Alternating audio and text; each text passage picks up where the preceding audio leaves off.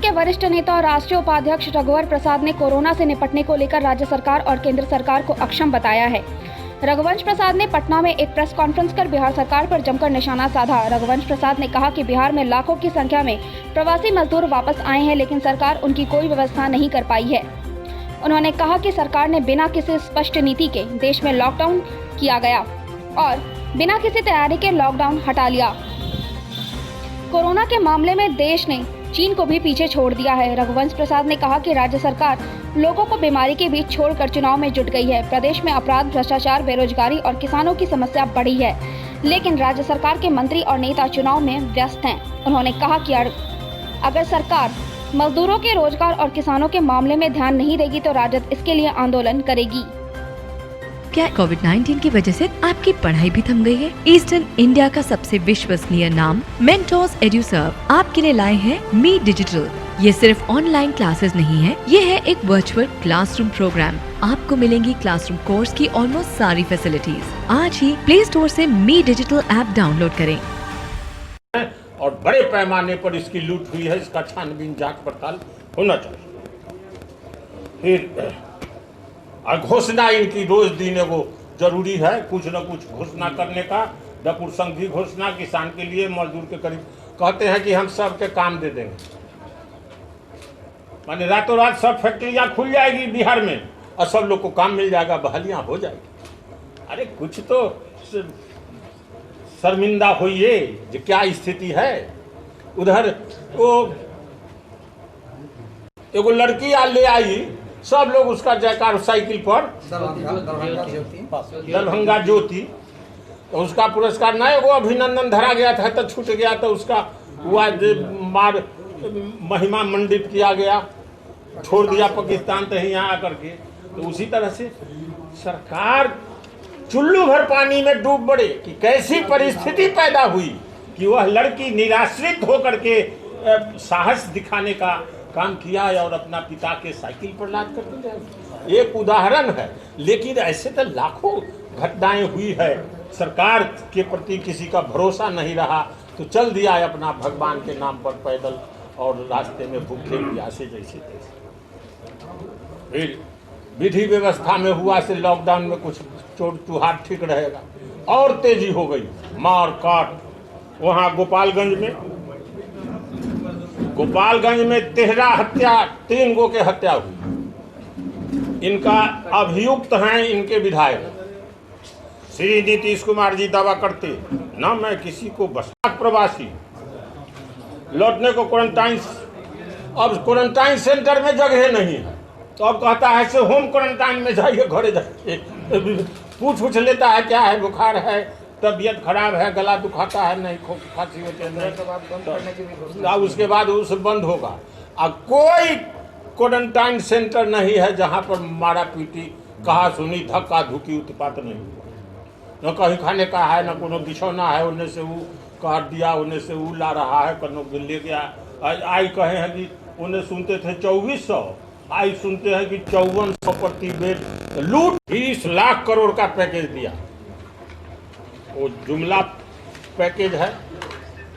20 लाख करोड़ में 2.25 लाख करोड़ छोड़ करके बाकी बजटीय उपबंध है, ऋण है और फाइनेंशियल मैनेजमेंट है। और कहा गया से 20 लाख करोड़ सब हिसाब जोड़कर 20 लाख करोड़। इनका वित्त मंत्री धारावाहिक 5 दिनों तक सबका व्याख्यान करते रहे। मैंने जनता को बरगलाने का काम, ट्रिक और चालाकी से कोई देश नहीं चला करता। ये चालाकी से देश को बरगलाने का काम 20 लाख करोड़ दिया, इसलिए 20 लाख करोड़ से कोई इसका समाधान नहीं होने वाला है, भूखमरी होनी है। तो इसी के लिए एक खास बात पर लोगों को ध्यान देना पड़ेगा कि कहा कि जीडीपी का 10% हम दिया है पैकेज। जीडीपी का 1.5% पैकेज होगा, करीब असल हिसाब जोड़ा गया है तो 1,84,000 करोड़ ही पैकेज है। बाकी सब इसमें फाइनेंशियल मैनेजमेंट, ऋण और बजटीय उपबंध सबके जोड़ जाड़ करके लोगों को बरगलाया गया। फिर शुरू में हर एक चीज़ के यहाँ तो सांप्रदायिकता से लोग जोड़ते हैं। कहा गया कि तबलीगी वाला लोग फैला दिया महामारी के, देश भर में घृणा का भाव उत्पन्न हो गया। हम सवाल उठाते हैं कि 14-15 मार्च को तबलीगी मरकज की बैठक दिल्ली में थी, उसको इजाजत किसने दी? गृह मंत्रालय को उसमें बर्खास्त गृह मंत्री को क्यों नहीं होना चाहिए? उसी तारीख को 14-15 के बिहार राजगीर में राजद का सम्मेलन था। राजद का सम्मेलन उसी तारीख को स्थगित हुआ, लेकिन तबलीगी जमात को कैसे आपने इजाजत दे दी बैठक करने की? अब बैठक करने के बाद फिर उसमें के जो लोग निकले उसको जांच किए बिना छोड़ दिया।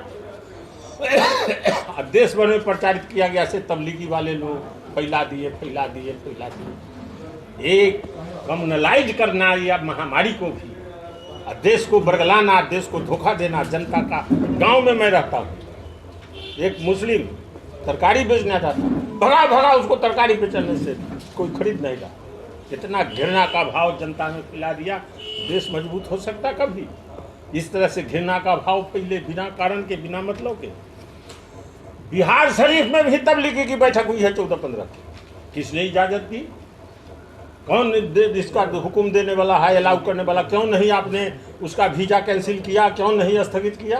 राष्ट्र हम फतुहा से लौट कर आए। 13 तारीख की शाम में हम टोल प्लाजा फतुहा पार कर गए थे, फोन आया कि स्थगित हो गया कोरोना के चलते। राजगीर सम्मेलन हम लौट करके आए। आज तबलीगी वाला के बैठक हो गई दिल्ली में नरेंद्र मोदी के करेजा पर। और फिर अजीत डोभाल वहां गए कि नहीं, परामर्श किए कि नहीं, और बैठने की इजाजत दी गई कि नहीं बैठक करने की? कह दिया गया कि तबलीगी वाले ने किया कि गृह मंत्रालय ने किया, फैलाया। 2 कसूर है। इस इजाजत तुम कैसे दे दिया? नंबर 1। नंबर 2, फिर बैठक के बाद उसको जांच किए बिना छोड़ कैसे दिया? सबको फ्री कर दिया। वहां 2 आरोप है हमारा, इसका कोई जवाब दे। क्या कोविड-19 की वजह से आपकी पढ़ाई भी थम गई है? ईस्टर्न इंडिया का सबसे विश्वसनीय नाम मेंटोस एड्यूसर्व आपके लिए लाए हैं मी डिजिटल।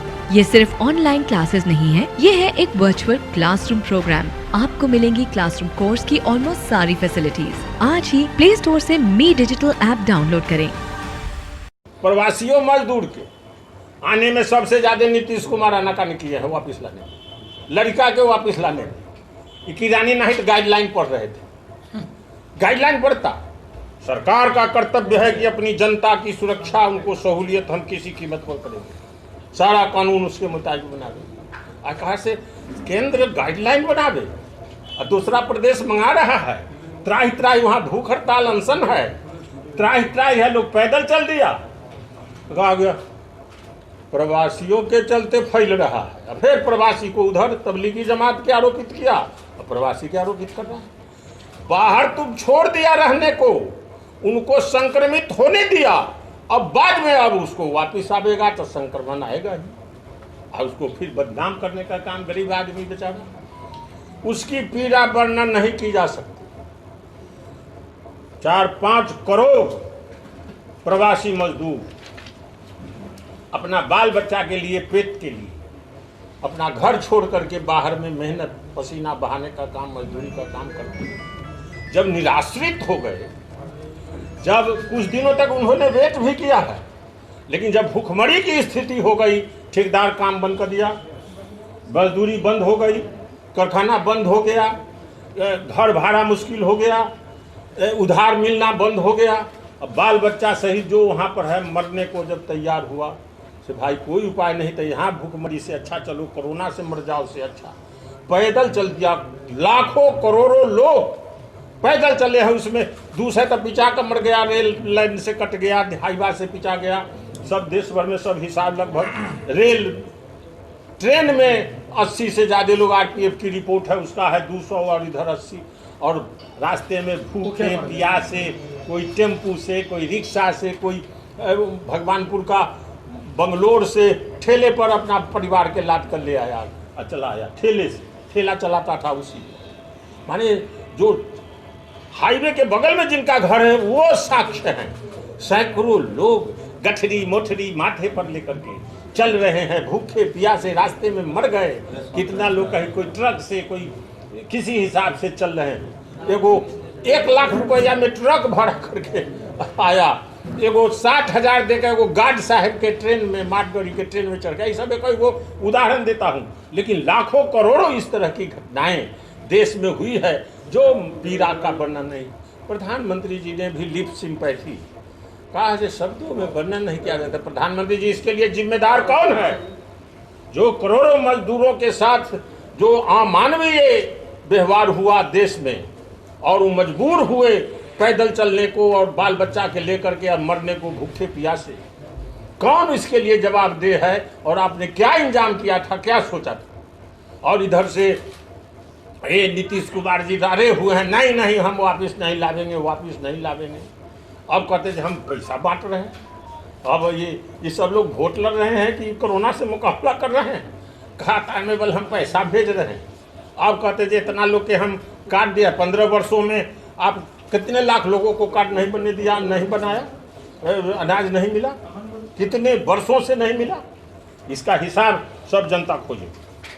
रोजगार गारंटी अलगे से एक विषय है।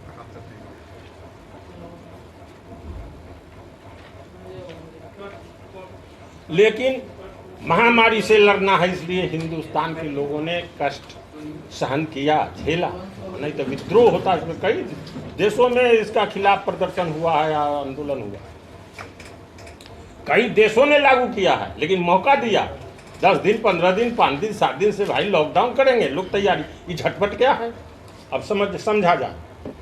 1 जनवरी में केरल में संक्रमित पाए गए थे, उसके बाद विदेश से अपना लोग को मंगाया गया, और उसके बाद केवल अंतर्राष्ट्रीय उड़ान को रोकना था, सब उड़ान को रोक दिया, कोई लॉजिक नहीं। तो जिन दिनों नहीं था, बीमारी बहुत कम थी, बहुत संक्रमण अपने देश में कम था, तो उन दिनों लॉकडाउन कर दिया। अब तो बीमारी बढ़ रही, अब तो हम 7वां में चले गए देश में, चीन को हमने पछाड़ दिया है। आपदा से, कोरोना से पीड़ा के मामले में चीन को हमने पछाड़ दिया, उससे ज्यादा लोग संक्रमित हो गए, उससे ज्यादा लोग मृत्यु के कगार पर चले गए। नारायण मूर्ति इन्फोसिस के फाउंडर ने क्या कहा, तो नॉर्मली ये सब बीमारी से कम ही मरते जितना कोरोना से यहाँ लोग बढ़े। इकोनॉमिकल ब्रेकडाउन, देश के पहले से ही आर्थिक मंदी चल रही थी, नोटबंदी के वक्त से हमारा जीडीपी ग्रोथ नीचे जा रहा था, अब हमारा जीडीपी ग्रोथ 0 से बढ़ करके नीचे माइनस पर जाएगा, ये सब अनुमान लोगों ने लगाया है। इसका लॉकआउट से क्या दुष्परिणाम निकला है?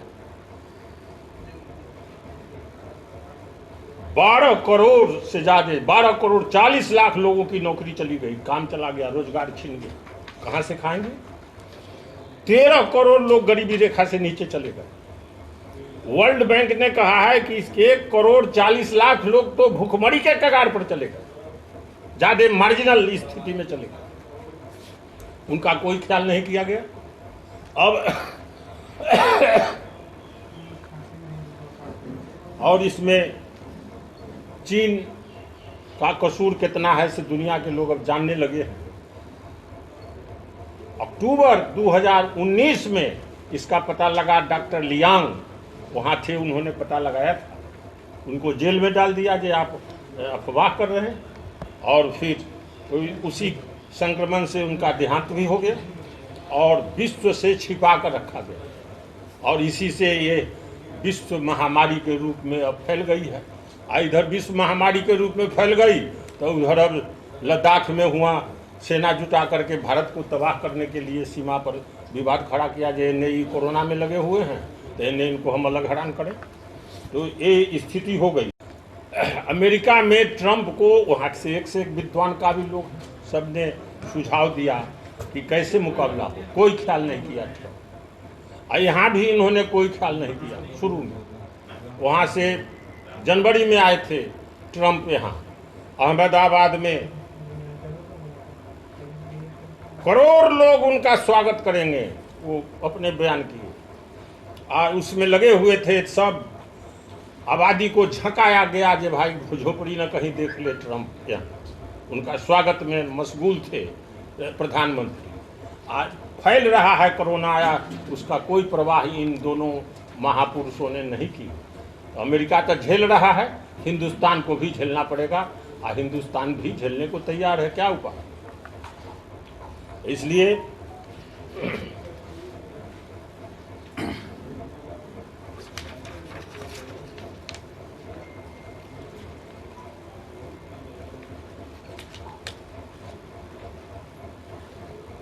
होती है, एक आपदा है आसमानी, दूसरी आपदा है सुल्तानी।